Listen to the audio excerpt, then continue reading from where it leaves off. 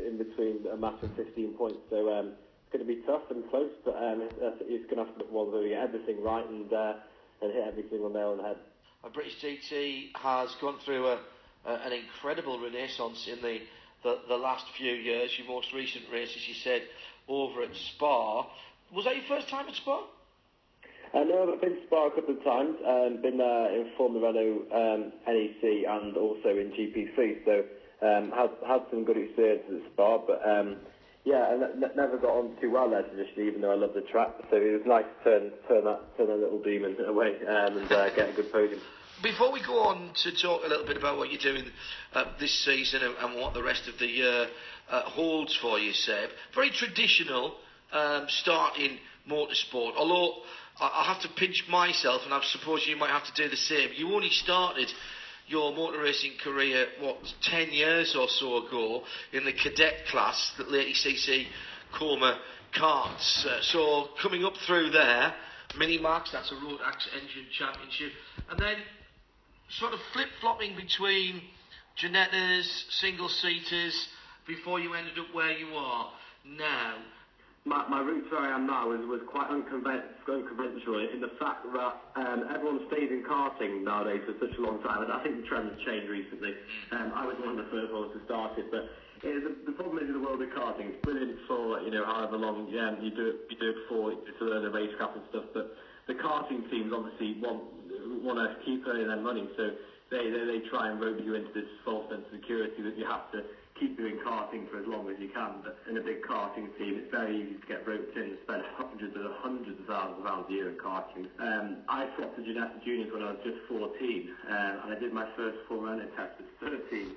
We moved to Ginettas and spent a quarter of the price in that on what people were spending in cadet karting at the time. Really? So it was a good route, and also it got them the very big circuits with the very big boys at a very small age. And I was driving around Bradenton GP 130 miles an hour in this little Ginetta when I was literally half as tall as I am now, a little 14-year-old kid. So that path was a lot better for me. It worked out brilliantly because it gave me 2 years on most people of learning the UK circuits and stuff. And when they all arrived on the scene when they were 16, which is sort of traditional age, to do Formula Renaults, I was well on top of things. It looked at that point that your future would be in single-seaters. What changed? Bang balance, I think. It would have been brilliant to carry on going. The problem was we were sort of comfortable with the few spots I had, and obviously from my dad's back pocket up until Formula Renault level, which was fairly achievable.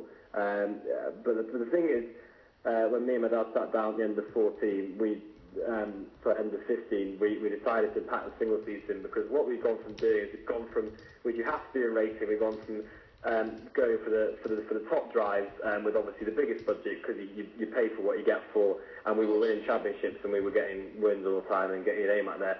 In 2015, when I did GP3, we didn't have the money to do it properly, so in those races, if you don't do it properly, there's not really much point in the modern day and age when everything's so competitive. And we were with this lovely bunch of guys, but they came last in the constructors in GP3, and it was a very, very tough year.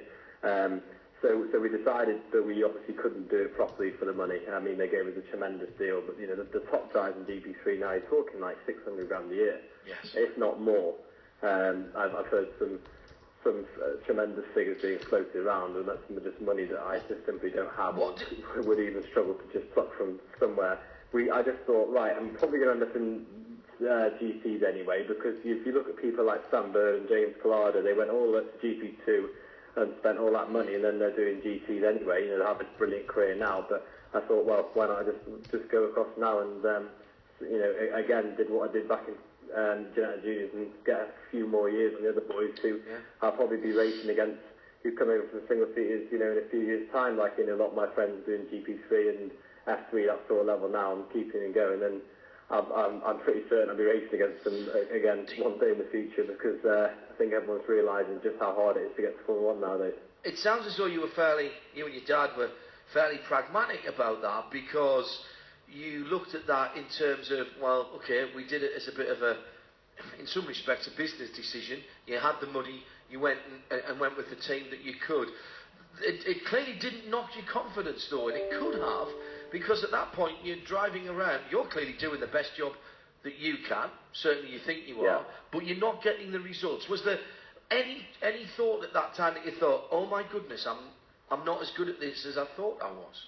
Yeah, it was a very interesting year, and it's thanks to the help of Andy, my manager, Andy Merrick, and all the people around me to keep my confidence up. Because when you're doing a qualifying lap and you've done the best lap you can possibly imagine, and they say yes, that you're P14, and I was thinking to myself on these in laps, and I'm thinking that, oh my God, I could not have done a better job. Like, the car was on the limit. You know, I did everything I could. You know, I hooked all my sectors up, and you know, you see your teammates at 16th and 17th or whatever, or 21st, and you think, well, right, okay, but you know, I don't really know how good they are. And my God, even though we wouldn't have wanted to repeat it, you know, me and the guys from Lane and Sanctum have all agreed that we're actually really happy it's actually happened, because my God, has it transformed me as a driver. You know, I used to make a couple of mistakes here and there. You get a bit complacent when you're at the top, and you stop working as hard. But you know, last year was the hardest I've ever worked, both on and off the track. And honestly, I can completely understand where everyone's coming from now when you're not in a quick car and what it feels like, because you know, when I did the qualifying and we got inside the top 10, it was like the best lap of my whole life, and you know, even the team was celebrating and things like that. And now when I'm doing what I'm doing this year and doing the best lap of my whole life, I'm half a second clear of the whole field. So it's that learning year, and that it was so intense, and you had to do everything perfect to get into the top 10. It was probably the best. It was probably the best year of learning of racecraft and putting everything together that I've ever had. And I'm actually really glad it's happened. It was a bit of a blessing in disguise, I think. You went into British GT, not for you hanging around at the back of the field, straight in with Team Parker Racing, who, for our international listeners, have been around British motorsport probably since before you were born, I'm sorry to say for you, and I'm sure Stuart will be delighted that I've just... Stuart Parker, who runs the team, will be delighted that I've just reminded everybody about that. Teamed up with Rick Parfitt, another friend of the show, GT4 champion in British GT, moving up to the B class, and just a small motor company called Bentley.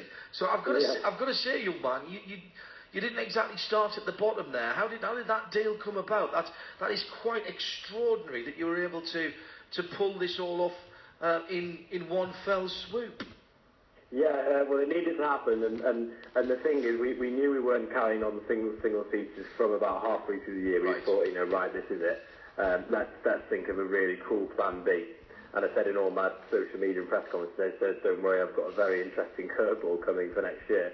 And it's been a massive turbo year to get my name back in the limelight and stuff like that. And basically, it all came about because Rick phoned me one day, because it was obviously on the grapevine that I wasn't considering staying around single-seaters, and as you well know, single-seater drivers carry quite high stock coming into GTs because of everything I mentioned before, and you know how in a one-make formula, you have to get everything bang on, and it's that pedigree that the GT team is really like, you know, from the single-seater guys coming through.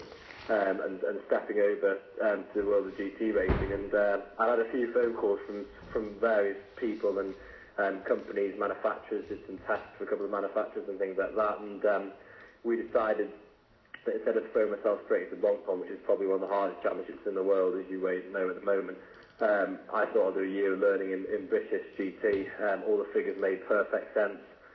You know, we had to have some pretty big sponsors on the car, as you can see, with big names written down the side of it. So the main thing was the figures absolutely made sense compared to single seaters, and the main thing was the actual pairing and team combination looks almost too good to be true. So I basically jumped for it as soon as Rick gave me the call, and it all went from there really. And you know, Bentley have been brilliant with the effort they're putting into it as well. You know, it's not just like a customer team where you know, they throw you a car and that's it. You know, we work vicariously with Bentley, and you know, the Team Parker have been absolutely excellent at setting the car up, and we did a lot of days of pre-season testing and got the car absolutely nailed, to the point where I think it's, you know, it's the same sort of spec as the factory car now in terms of its speed, you know, which proved from the blog contest I did on a couple of Tuesdays ago when I topped it. So it shows how good we've managed to set it up, and